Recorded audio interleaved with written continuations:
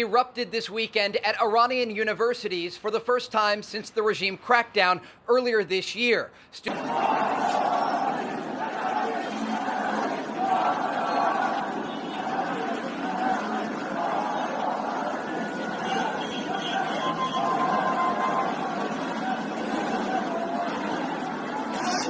Tensions inside Iran are rising, and this time the pressure is coming from within.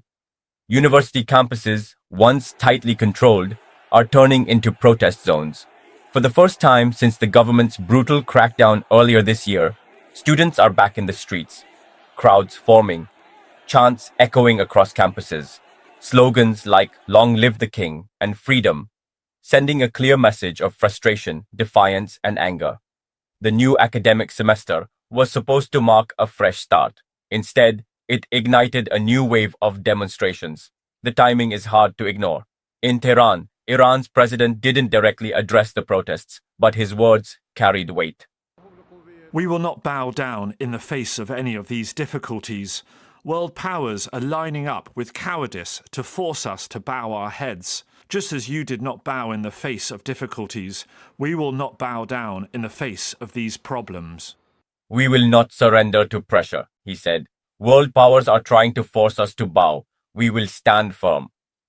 Strong words, delivered at a moment when pressure is building from multiple directions. Behind the scenes, diplomatic signals are quietly shifting. Iranian officials now indicate that indirect talks with the United States could restart in early March.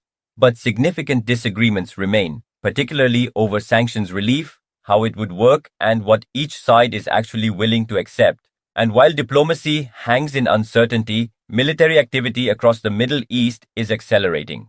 Overnight, additional C-17 transport aircraft were tracked crossing the Atlantic. Reports indicate one Jordanian airbase now holds roughly 60 attack aircraft and nearly 70 cargo planes. Numbers like those are not routine. They get noticed. They get analyzed. Because movements of this scale often signal preparation, positioning, or a warning. Global leaders are taking note. The United Nations is expressing serious concern over rising rhetoric and expanding military presence, warning that escalation, even accidental, could shift the region rapidly. And reiterate yet again that we are very concerned about the heightened rhetoric we're seeing around the region, by the heightened military activities, war games, or just military, increased military naval presence and in the region. And we encourage both the United States and the Islamic Republic of Iran to continue to engage in diplomacy in order to settle the differences. In Israel, that concern is translating into readiness. Leaders are preparing for the possibility that conflict could begin at any moment. The Security Cabinet is set to meet, a session carrying enormous weight. What happens next may not stay contained, because right now, these pressures aren't building in isolation. Political unrest, military movements, diplomatic uncertainty, all unfolding simultaneously. The situation remains fluid, unpredictable, and closely watched across the world. Don't forget to subscribe DRLS reports for latest news.